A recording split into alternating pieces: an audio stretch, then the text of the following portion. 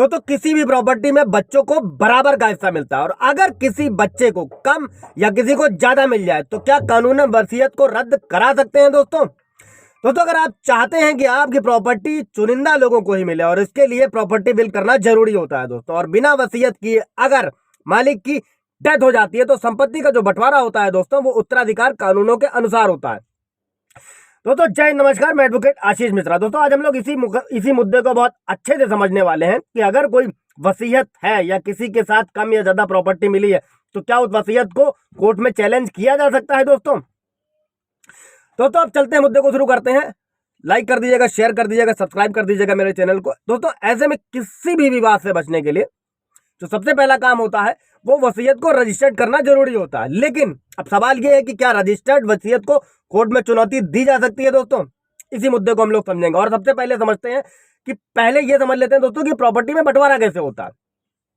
दोस्तों किसी भी वसीयत को कोर्ट में चैलेंज करने से पहले ये समझना बहुत जरूरी होता है कि संपत्ति का जो डिवीजन ऑफ प्रॉपर्टी है वो कैसे होता है। तो दोस्तों किसी भी व्यक्ति की पैतृक संपत्ति में उसके सभी बच्चों, उसकी पत्नी का बराबर का अधिकार होता है। मतलब यह है दोस्तों कि अगर किसी परिवार में एक व्यक्ति के 3 बच्चे हैं तो उन बच्चों की शादी के बाद आगे भी बच्चे हो चुके हैं तो जो पैतृक संपत्ति होगी उसका बंटवारा जो सबसे पहले होगा वो उन 3 बच्चों में होगा दोस्तों, और इसके बाद उन 3 बच्चों में उस संपत्ति का बंटवारा होगा। यानी जो संपत्ति उनके पिता के हिस्से में आई है, प्रॉपर्टी के बंटवारे में दोस्तों अक्सर ये विवाद होता है और इन्हीं विवादों से बचने के लिए वसीयत करना जरूरी होता है दोस्तों। अब आते हैं दोस्तों मेन मुद्दे पे कि क्या वसीयत को कोर्ट में चैलेंज किया जा सकता है दोस्तों। तो हाँ, ये बात बिल्कुल सही है, वसीयत को कोर्ट में चुनौती दी जा सकती है। वसीयत में किसी भी तरीके की खामी होने पर ऐसा किया जा सकता है, फिर चाहे वसीयत रजिस्टर्ड ही क्यों ना हो। लेकिन इसके कुछ आधार होते हैं दोस्तों, उन आधारों को भी समझ लेते हैं। हालांकि वसीयत को कोर्ट में चुनौती न दी जा सके इसके लिए ये जरूरी होता है कि इसको भारतीय उत्तराधिकार कानून 1925 के प्रावधानों के अनुसार बनाया गया हो दोस्तों। अब भारत का कानून क्या कहता है उसको भी समझ लेते हैं। उदाहरण के तौर पे मान लीजिए कि अगर एक महिला को उसके माता पिता से प्रॉपर्टी मिली है और महिला ने 4 बेटों में से एक के पक्ष में वसीयत कर दी और वो संपत्ति के मुकदमे में नहीं है। दोस्तों मेरे एक व्यूअर्स का ये सवाल भी था कि सर प्रॉपर्टी है, बाप दादा की है, एक बेटे के नाम वसीयत हो गई है या भाई चाचा के लड़कों ने कब्जा कर रखा है। तो दोस्तों अगर पारिवारिक संपत्ति है और उसमें जमीन का या किसी भी तरीके का विवाद चल रहा है तो उस संपत्ति को हासिल करने का सबसे जो पहला और बेस्ट तरीका है वो संपत्ति का बंटवारा ही होता है दोस्तों। बाकी आप कोई बाहरी आदमी कब्जा करता है तो आप सीआरपीसी 145 और 3-4 और धाराएं हैं, स्पेसिफिक रिलीफ एक्ट है, उन पर 420 का मुकदमा भी दर्ज करा सकते हैं। बट अगर पारिवारिक है तो बंटवारे से ही आपको मिलता है। उस पर मैं नेक्स्ट वीडियो बना दूंगा, उसमें समझ लेगा। अभी मेन मुद्दे पे आते हैं दोस्तों कि कोर्ट की वसीयत को क्या करना है।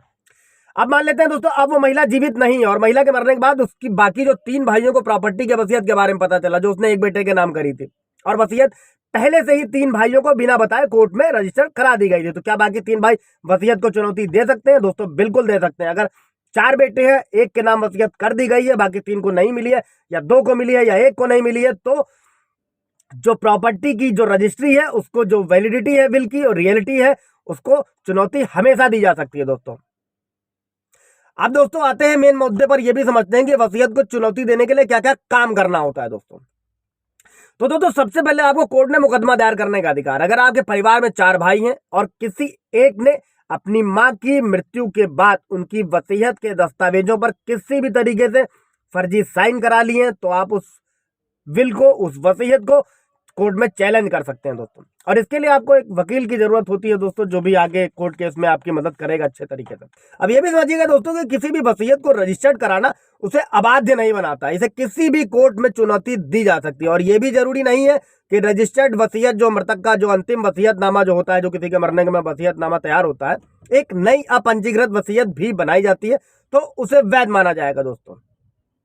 आप समझते हैं दोस्तों कि कोर्ट कब वसीयत को रद्द कर सकता है। तो दोस्तों एक व्यक्ति को वसीयत बनाने के लिए अगर धोखा दिया जाता है, मान लीजिए कि अगर किसी भी तरीके से जो वसीयत बनाई गई है किसी भी तरीके का धोखा किया गया तो उसे कोर्ट में चैलेंज किया जा सकता है। और इस तरीके की वसीयत को वसीयत करता है कि स्वतंत्र सहमति से नहीं माना जाता और इसे कोर्ट रद्द कर सकती है। और अगर कोई वसीयत आपको धमकी देकर इस्तेमाल कर बनाई गई है तो ऐसी वसीयत भी अवैध होती है और कोर्ट उसे रद्द कर सकता है।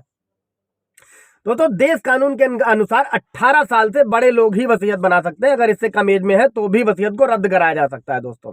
और अगर इस तरीके का फ्रॉड होता है, कोई झूठी रजिस्ट्री बनाई जाती है, तो उसके अगेंस्ट 420 और आगे भी मुकदमे दर्ज कराए जा सकते हैं दोस्तों। ये सारा तरीका था आपको प्रॉपर्टी में अगर धोखा होता है तो आप उसे कैसे चैलेंज कर सकते हैं दोस्तों।